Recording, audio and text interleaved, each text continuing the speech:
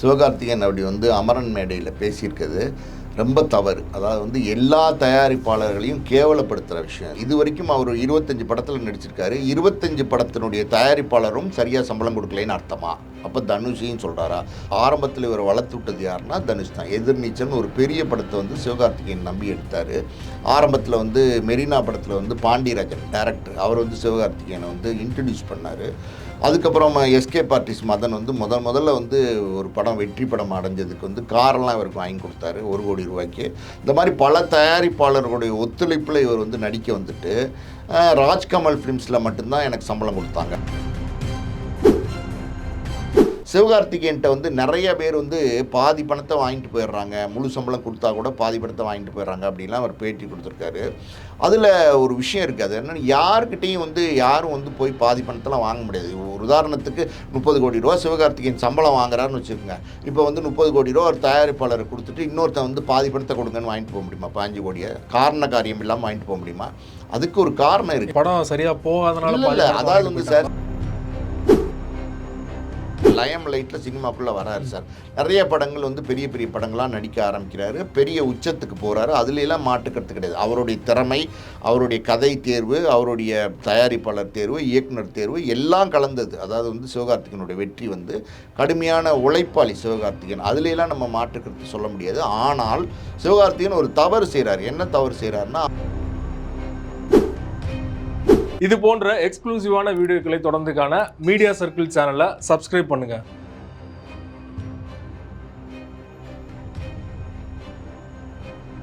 Media circle நேயர்களுக்கு வணக்கம். இன்றைக்கு நம்மோட நேர்காணலுக்காக ஆஸ்கார் மூவிஸ் தயாரிப்பாளரும் திறனாய்வாளருமான பாலாஜி பிரபு அவர்கள் நம்மோடு இணைந்திருக்கிறார். அவரோடு பேசலாம். சார் வணக்கம். வணக்கம். அமரன் திரைப்படம் மிகப்பெரிய அளவில் வெற்றி அடைந்தது. சமீபத்தில் தான் சக்ஸஸ் மீட்லாம் கொண்டாடினாங்க. அந்த சக்ஸஸ் மீட்டில் சிவகார்த்திகேயன் அவர்கள் பேசினது தான் சர்ச்சையாக இருக்குது.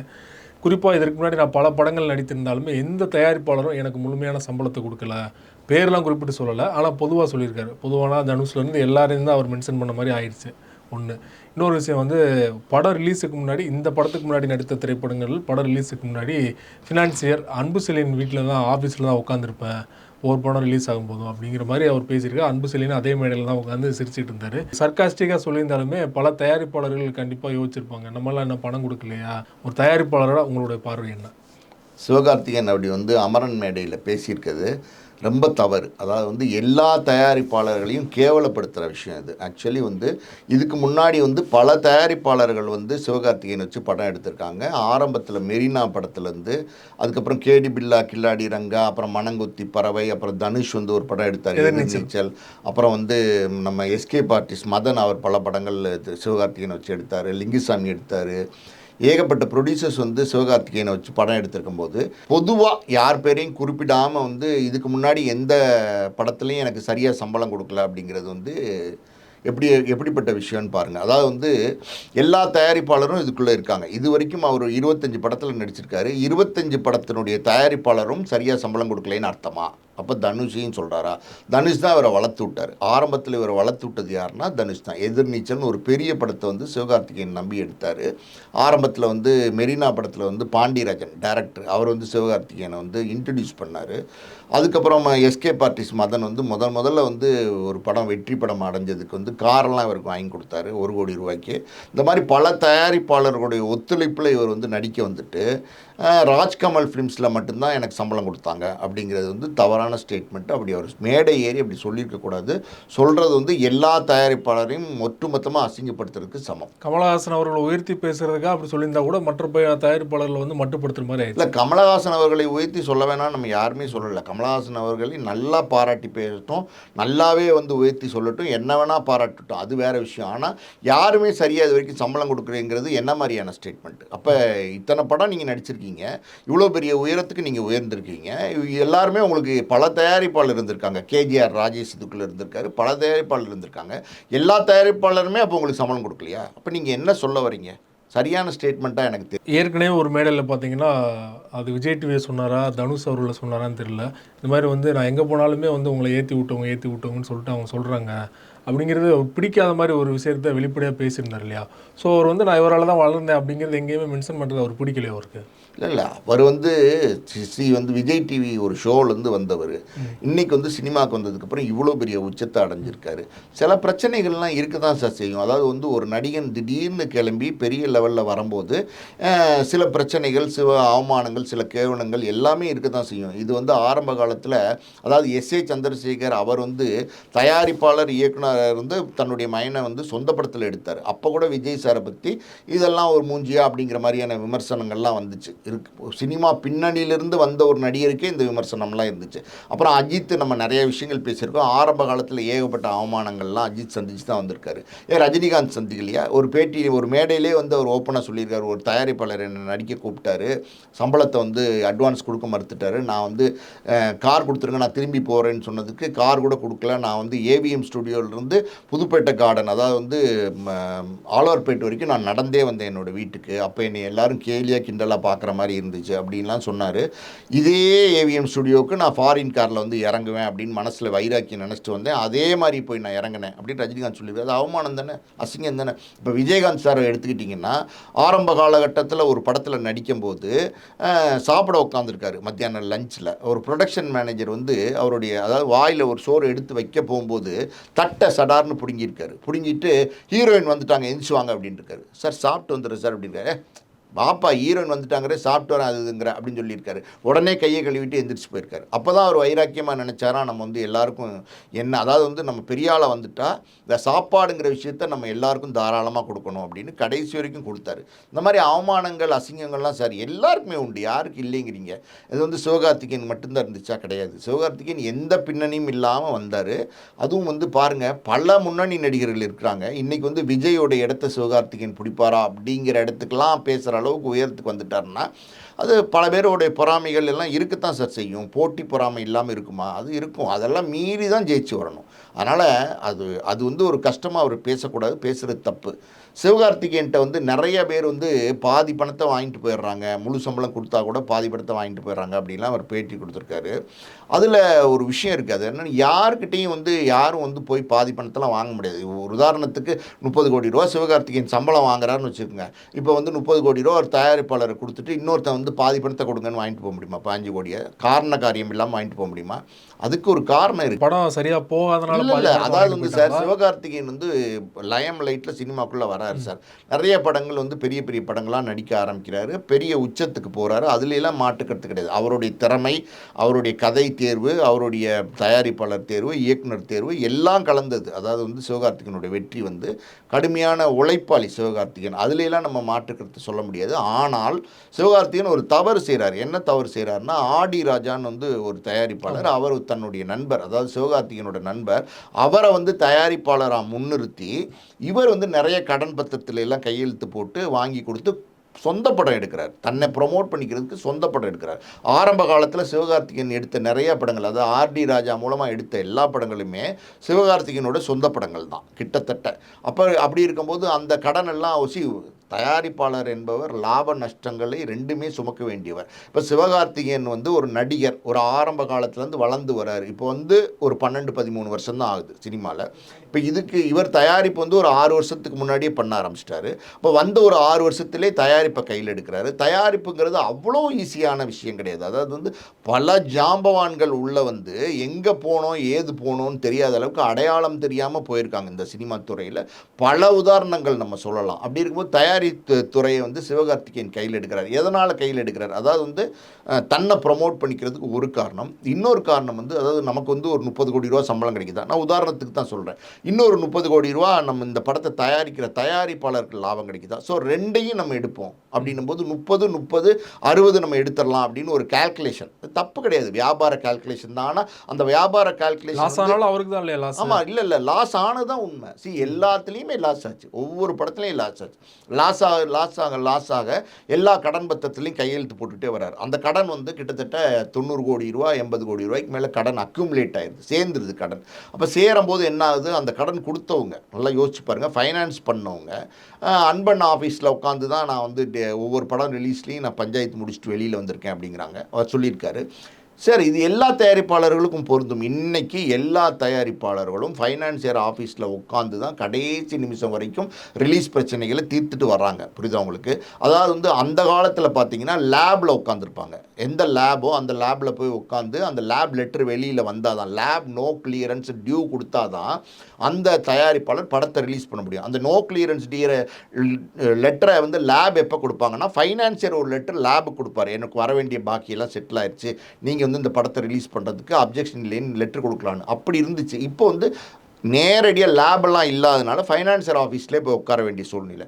உட்காந்து எல்லா தயாரிப்பாளருமே பஞ்சாயத்தில் தானே இருக்காங்க. எல்லா பெரிய படங்களுக்கும் சார் ஒரு விஷயம், வருத்தமான விஷயம், ஆனால் நான் சொல்கிறேன், எல்லா பெரிய படங்களுக்கும் இன்றைக்கி வந்து லேபில், அதாவது வந்து ஃபைனான்சியர் ஆஃபீஸில் பஞ்சாயத்தில் தான் போய் நிற்கிது. பெரிய பெரிய படங்கள், ஏன் நம்ம ஒரு விடாமுயற்சிங்கிறது ஒரு அஜித் படம், அந்த படத்தில் எத்தனை சிக்கல், எத்தனை பிரச்சனை, எத்தனை தடங்கல்கள் இருந்துச்சு. நம்ம தான் பார்த்தோமே. அது ஒரு படம், ஒருத்தவங்க பிரேக் டவுன் படத்தை எடுத்துட்டாங்கன்னு சொல்லி அது ஒரு 100 கோடி நஷ்டம் கேட்டு அந்த படத்தை ரிலீஸ் பண்ண முடியாமல் பல சிக்கல்கள், ஃபைனான்சியல் தடங்கள், இதையெல்லாம் தாண்டி வரவும் ஒரு தயாரிப்பாளர். அப்போ நீங்கள் வந்து ஒரு தயாரிப்பாளராக மாறும்போது நீங்களும் ஃபைனான்சியர் ஆஃபீஸில் உட்கார வேண்டிய கட்டாயம் வருது. நீங்கள் சிவகார்த்திகேயங்கிற நடிகராக மட்டும் இருந்தீங்கன்னா நீங்கள் ஃபைனான்சியர் ஆஃபீஸில் போய் உட்கார வேண்டிய நெசசிட்டியோ இல்லை யாருக்கும் பதில் சொல்ல வேண்டிய அவசியமே கிடையாது. ஃபைனான்ஸ் பண்ணவங்க 80 கோடி 90 கோடி வாங்கினவங்க சும்மா விட்டுருவாங்களா? வட்டி கட்டணும். இப்போ நீங்கள் வந்து இந்த 90 கோடி கையில் கடனாக வைக்கும்போது அந்த 90 கோடிக்கு வட்டி ஒவ்வொரு மாதத்துக்கு 2 ரூபா வட்டின்னு வைங்க. அப்போ எவ்வளோ வட்டி வரும்? அப்போ 2 ரூபா வட்டி நீங்கள் அந்த கடனை அடைக்கிற வரைக்கும் நீங்கள் அந்த கடனை எப்படி அடைப்பீங்க? அடுத்தடுத்த படங்களில் சம்பாரித்து அடைப்பீங்க. அப்போ அடுத்தடுத்த படங்களில் நீங்கள் வாங்குகிற கோடிக்கணக்கான சம்பளத்தை நீங்கள் ஃபைனான்ஸருக்கு திருப்பி கொடுக்க வேண்டியிருக்கு. அப்போ அவங்க வந்து கேட்க தான் செய்வாங்க. இங்கே வந்து சினிமாவை பொறுத்த வரைக்கும் தயாரிப்பாளர் சங்கம் இருக்குது, நடிகர் சங்கம் இருக்குது, டிஸ்ட்ரிபியூட்டர் சங்கம் இருக்குது, பல சங்கங்கள் இருக்குது. இந்த சங்கத்தில் வந்து ஒரு முடிவு எடுக்கும்போது, அதாவது வந்து நீங்கள் வந்து இவ்வளோ கடன் வாங்கியிருக்கீங்க, இது வந்து இப்படி வட்டியோடு நீங்கள் அடைக்கணும் அப்படின்னும் போது அவர் வந்து அது ஒத்துக்கிட்டு தான் ஆகணும். ஒத்துக்க முடியாது, நான் கொடுக்க முடியாதுன்னா சினிமாவில் சொல்ல முடியாது. இது சிவகார்த்திகேயனுக்கு மட்டும் பொருந்தாது, இது எல்லா தயாரிப்பாளருக்கும் பொருந்தும். எல்லா தயாரிப்பாளரும் இப்படி ஒரு நெருக்கடியான நிலைமையை வந்து ரிலீஸ்க்கு முன்னாடி சந்திக்கிறாங்க. அதனால் சிவகார்த்திகேயனும் அப்படி வந்து ஒவ்வொரு படம் சம்பளம் வாங்குறாரு, ஒரு அமௌண்ட்டு கொடுக்குறாரு. ஸோ உதாரணத்துக்கு 30 கோடி வாங்குறாரு, 15 கோடி கடன் அடிக்கிறாரு. ஓகேவா? அப்புறம் 90 கோடியிலேருந்து 15 கோடி போனால் 75 கோடி கடன் அப்படியே நிற்கிது. அப்போ அடுத்த படம் பண்ணிட்டாரு, அதுக்குள்ளே வட்டி ஏறுது. இந்த 75 கோடிக்கு வட்டி ஏறுதில்ல, வட்டி ஏறும்போது அது மறுபடியும் 90 கோடியில் வந்து நிற்கிது. மறுபடியும் அடுத்த படத்தில் ஒரு 15 கோடி கொடுக்குறாரு. அப்போ சிக்கல் தொடர்ந்துக்கிட்டே தான் இருக்கும். அப்புறம் ஒரு ஸ்டேஜுக்கு மேலே சிவகார்த்திகேயன் இது பிரச்சனையெல்லாம் இருக்கும்போது எல்லாரும் கேட்டு அந்த கடனெல்லாம் இப்போ ஆல்மோஸ்ட் எல்லா கடனையுமே சிவகார்த்திகேயன் அடைச்சிட்டார். புரியுது உங்களுக்கு? எல்லா கடனையுமே அடைச்சிட்டாரு. ஒரு ஸ்டேஜுக்கு மேலே பேசி ஒரு படத்தில் வந்த முழு சம்பளத்தை கூட கொடுத்துட்டாரு. நிறையா படங்கள் வந்து அதாவது வேறு தயாரிப்பாளர் எடுத்தாங்க இல்லையா, அந்த படங்களில் ஒரு பிரச்சனை வருது, எல்லா படத்துக்கும் வருது. இது காமனாக போச்சு சினிமாவில். வரும்போது தன்னுடைய படம் அடுத்த நாள் ரிலீஸ் ஆனால் தான் தனக்கு கௌரவம். இவ்வளோ பெரிய மார்க்கெட்டுக்கு இன்றைக்கி உயர்ந்துகிட்டு இருக்கிற சிவகார்த்திகேயனோட படம் ஃபைனான்ஸ், அதாவது வந்து டிஸ்ட்ரிபியூஷன் பிரச்சனையினால், ஃபைனான்ஸ் பிரச்சனையினால் தடைப்பட்டு நின்றுச்சுன்னா அது யாருக்கு அவமானம்? அது சிவகார்த்திகேயனுக்கு தான் அசிங்கம். சிவகார்த்திகேயன் படம் ரிலீஸ் ஆகலப்பா அப்படின்னோடனே என்ன பேசுவாங்க? ஃபைனான்ஸ் பிரச்சனையா, சரியாக வியாபாரம் ஆகலையா, டிஃபிசிட்டா, இப்படி பேசுவாங்க. டிஃபிசிட்னா கடனா அப்படின்னு பேசுவாங்க. அது அசிங்கம்ன்றதுனால அவரே வந்து நிறைய பேருக்கு கடன் பத்திரத்தில் கையெழுத்து போட்டு நான் ரிலீஸ் பண்ணுங்கள், நான் பார்த்துக்கிறேன் அப்படின்னு சொல்லியிருக்காரு. இந்த மாதிரி ஏற்றுக்கிட்டதும் இருக்குது. இதெல்லாம் சேர்த்து தான் அவருக்கு பிரச்சனை. தான் வந்து ஒரு நடிகராக இருந்திருந்தார்னா, வெறும் நடிப்பு மட்டும் பார்த்துருந்தார்னா இந்த பிரச்சனையெல்லாம் எந்த காலத்துலேயும் சிவகார்த்திகேயனுக்கு வந்திருக்காது. தயாரிப்பாளராக மாறினதுனால தான் இப்படிப்பட்ட சிக்கல்களை அவர் சந்திக்க வேண்டியிருந்துச்சு. ஒரு மேடையில் கூட அவர் அழுதுருந்தார். இன்னொரு காரணம்னு சொல்கிற கேளுங்க, சிவகார்த்திகேயனை பொறுத்து மட்டும் இல்லை, பல நடிகர்கள் இன்னைக்கு என்ன பண்ணுறாங்கன்னா, ஒரு இயக்குனர் வந்து ஒரு கதை சொல்கிறாரு, அந்த கதையை கேட்குறாங்க, ஓகே டிஸ்கஷன் உட்காருங்கன்னு சொல்கிறாங்க, உட்காந்ததுக்கப்புறம் ஒரு கதை சொல்கிறாங்க, அதுக்கப்புறம் தனக்கு ஏற்ற மாதிரி கதையை மாற்ற சொல்கிறாங்க. எனக்கு இது வேணும், எனக்கு அது வேணும், ஆமாம் இந்த வேணும், அது வேணும், இது வேணும். ஒரு நல்ல கதை அந்த கடைக்கு தேவையானதை மட்டும்தான் வைக்கணும். ஒரு உதாரணத்துக்கு நம்ம அமரனே எடுத்துக்கிட்டிங்கன்னா, அந்த அமரன் படத்தில் வந்து நீங்கள் வந்து அது ஒரு இராணுவ வீரர் சார்ந்த ஒரு கதை, ஒரு கணவன் மனைவி, ஒரு காதல், அப்புறம் ஒரு கணவன் மனைவி, அதுக்குள்ளே ஒரு சின்ன ஒரு சென்டிமெண்ட்டு எல்லாத்தையும் கொண்டு போய் அந்த படம் வந்து அழகாக சேர்ந்துச்சு. இதை வந்து நீங்கள் உல்ட்டா பண்ணி இங்கே வந்து ஒரு குத்துப்பாட்டு, இங்கே வந்து ஒரு கேப்ரே டான்ஸு, இந்த மாதிரிலாம் நீங்கள் போட்டிங்கன்னா, ஒரு தேவையில்லாத ஒரு ஃபைட்டு, இதெல்லாம் நீங்கள் போட்டிங்கன்னா என்ன ஆகும்? கதை வந்து குட்டிச்சராகும். குட்டிச்சவர் ஆச்சுன்னா இந்த மாதிரி கதைக்கு இதுதான் கமர்ஷியல் கதையாக வேறு கதை, அந்த கதைக்கு நீங்கள் என்ன வேணாலும் எலிமெண்ட் சேர்க்கலாம். இப்போ ஒரு மாஸ் கமர்ஷியல் கதை, மாஸ் ஆக்ஷன் கதை அப்படின்னா அந்த கதையில் நீங்கள் சேர்த்துக்குங்க. இந்த மாதிரி கதை ஒன்று இருக்கும்போது இதையெல்லாம் நீங்கள் உள்ளே புந்து கெடுக்குறீங்க. இப்போ ராஜேஷ் டைரக்ஷனில் ஒரு படம் வந்துச்சு, எனக்கு தெரிஞ்சு வந்து மிஸ்டர் லோக்கல்னு நினைக்கிறேன். அந்த படத்தில் சிவகார்த்திகேயனோட தலையீடு, ஏகப்பட்ட கதை பெரிய ஃப்ளாப் ஆனதுக்கு சிவகார்த்திகேயனே அந்த தயாரிப்பாளர் காரணம் காட்டேன். ஸ்டுடியோ கிரீன்ஸ் ஞானவேல் ராஜ் அவர் வந்து இந்த கதையெல்லாம் இப்படி மாற்றினதுனால தான் இந்த படம் பெரிய நஷ்டமாயிருச்சு அப்படின்னு அவர் காரணம் காட்டார். சம்பளம் கொடுக்கல, அவர் பாதி சம்பளம் மேலே கொடுக்கல, அதுக்கு இப்போ கோர்ட்டுக்கு போயிருக்காரு இவர். அது அப்புறம் கேஸ் நடந்துகிட்டு இருக்கு, அதெல்லாம் விட்டுருங்க. ஆனால் வந்து சிக்கல் எங்கே வருது, நீங்கள் மாற்றும் போது. அதே மாதிரி ஹீரோன்னு ஒரு படம் நடித்தாரா, அந்த தயாரிப்பாளர் அந்த இயக்குனர் கிட்டையும் இதே மாதிரி கதை பஞ்சாயத்து, நிறைய தலையீடுகள், மித்ரன் நிறைய தலையீடுகள், இதெல்லாம் வந்து நீங்கள் தவிர்க்கலாம். சிவகார்த்திகேயனை பொறுத்த வரைக்கும் நல்லா வளர்ந்து வர ஒரு அருமையான ஒரு லைம் லைட்டில் வந்துட்டு இருக்கிற, இன்னைக்கு அடுத்த பெரிய சூப்பர் ஸ்டாராக இடம் பிடிக்கக்கூடிய ஒரு நடிகராக வந்துட்டு இருக்காரு.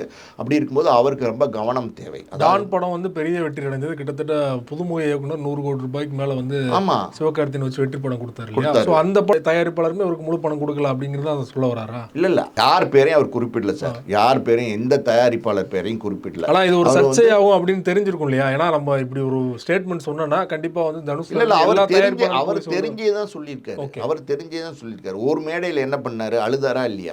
ஏதோ ஒரு மேடையில் போய் டான் பட மேடையிலயோ எந்த மேடையிலயோ அழுதாரு. அழுது என்னை வந்து ரொம்ப கஷ்டப்படுத்துறாங்க, நிறைய துன்பப்படுத்துறாங்கன்னா காலி பண்ண முயற்சி பண்றாங்க. யாரும் யாரையும் கஷ்டப்படுத்த முடியாது சார். அதாவது வந்து இப்போ சிவகார்த்திகேயன் வந்து ஒரு டிவியிலேருந்து வந்தார், சின்ன சின்ன படங்களாக ஆரம்பத்துலேருந்து நடித்து இன்னைக்கு வந்து கிட்டத்தட்ட 75 கோடி ரூபாய்க்கு மேலே சம்பளம் வாங்கக்கூடிய ஒரு நடிகனாக வந்திருக்காரு.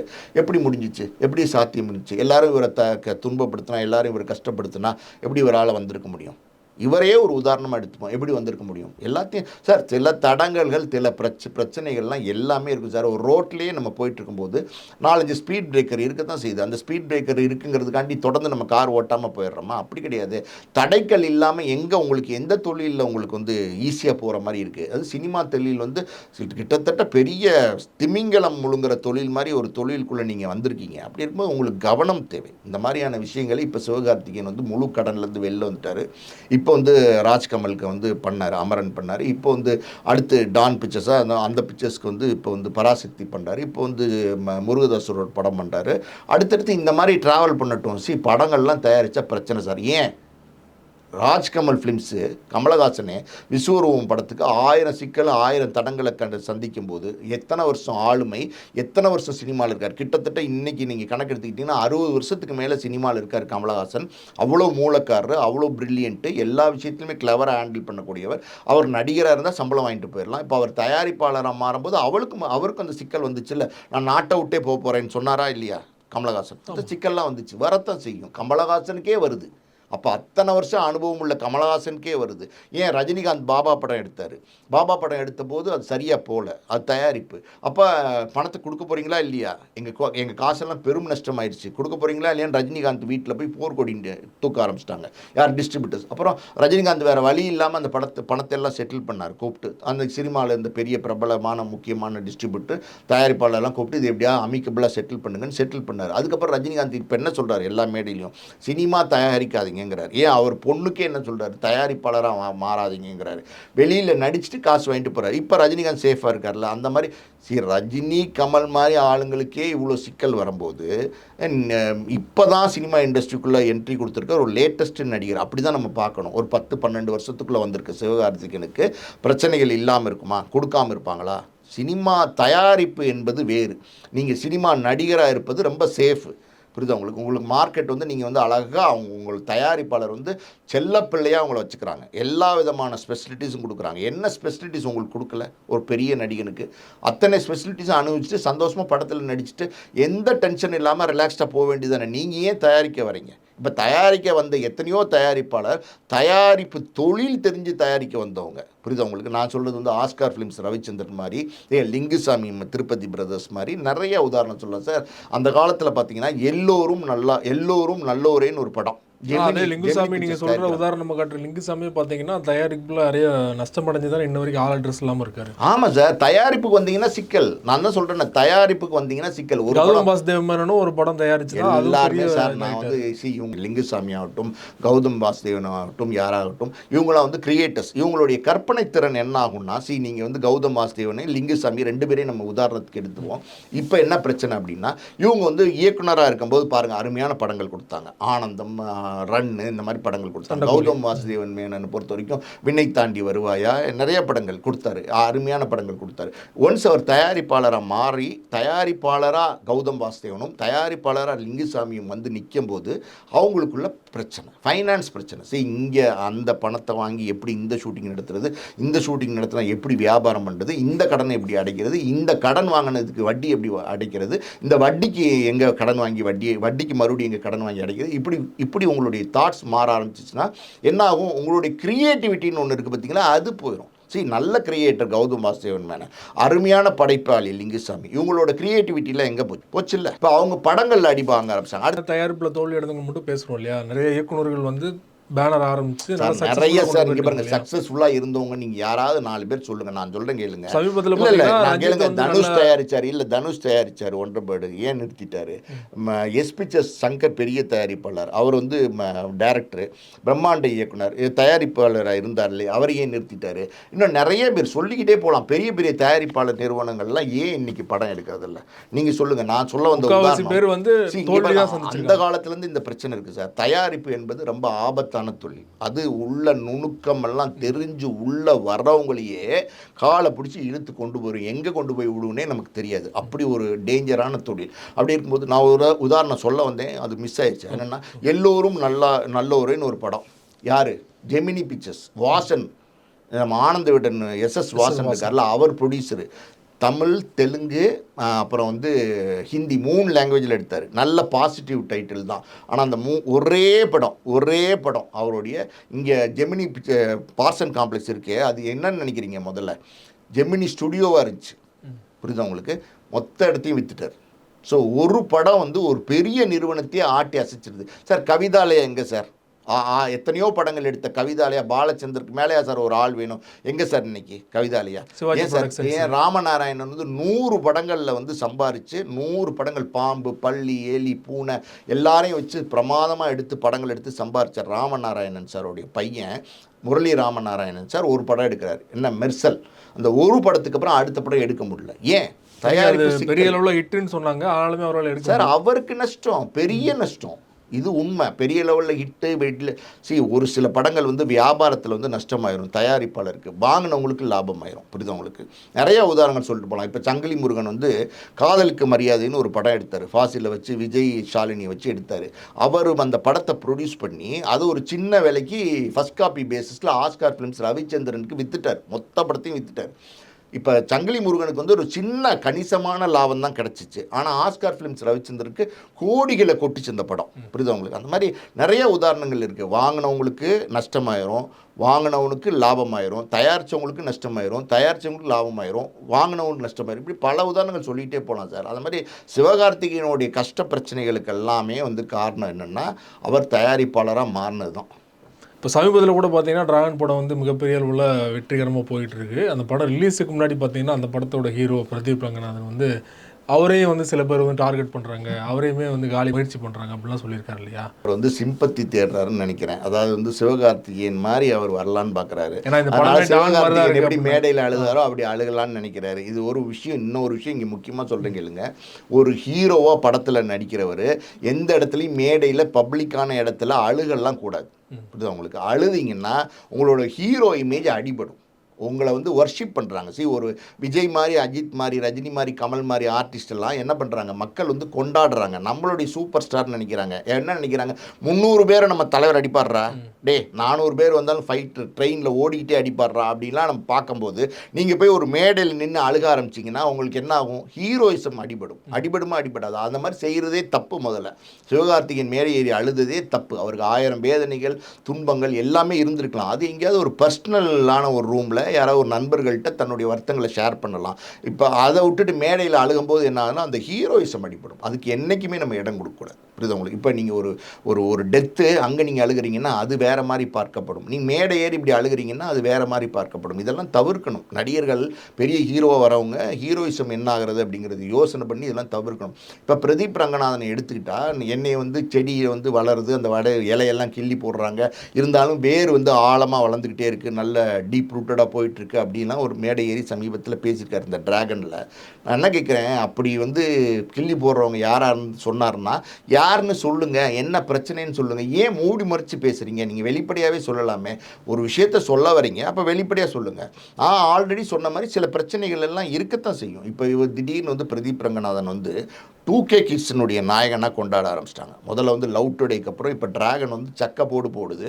இப்போ வந்து அவரை வந்து கொண்டாடுறாங்க. நீங்கள் வந்து உங்களை வளர விடாமல் பண்ணிட்டாங்கன்னு சொல்கிறீங்களே. ஏஜிஎஸ் மாதிரி ஒரு நிறுவனம் நீங்கள் நடிகனாக நடிக்கணும், நான் அந்த படத்தில் லவ் டுடேன்னு சொல்லும்போது ஒத்துக்கிட்டு படம் தானே எடுத்தாங்க, எடுக்கலையா? உங்களை வந்து இல்லை நாங்கள் உங்களை வச்சு படம் எடுக்க மாட்டோம்னு சொல்லலையே. அதுக்கப்புறம் அதே நிறுவனம் வந்து டிராகன் ஒரு படம் எடுத்தாங்கல்ல. இப்போ மக்கள் உங்களை கொண்டாடுறாங்கல்ல. நீங்கள் சும்மா எதுக்கு இதெல்லாம் போய் பேசிகிட்டு இருக்கிறீங்க மேடையில்? உங்களை அப்படி உங்களுக்கு ஏதாவது ஒரு பிரச்சனை உண்மையிலே இருக்குன்னா அதை வெளிப்படையாக பேசுறதுக்கு தைரியம் இருந்தால் வெளிப்படையாக பேசுங்க, மேடையே தப்பு கிடையாது. ஆனால் வெளிப்படையாக பேசுறதுக்கு தைரியம் இல்லாமல் அப்படி பண்ணாங்க இப்படி பண்ணாங்கன்னு சர்க்காஸ்டமாக பேசுகிறது வந்து இது வந்து சரி கிடையாது, உடன்பாடு கிடையாது. மொத்தத்தில் இப்போ உள்ளவங்கெல்லாம் இப்படி பேச ஆரம்பிச்சிட்டாங்க, அது தப்பு. யாரும் யாரையும் தடுக்க முடியாது. அப்படி தடுத்திருந்தால் இத்தனை காலத்தில் இத்தனை பேர் வந்திருக்கவே முடியாது.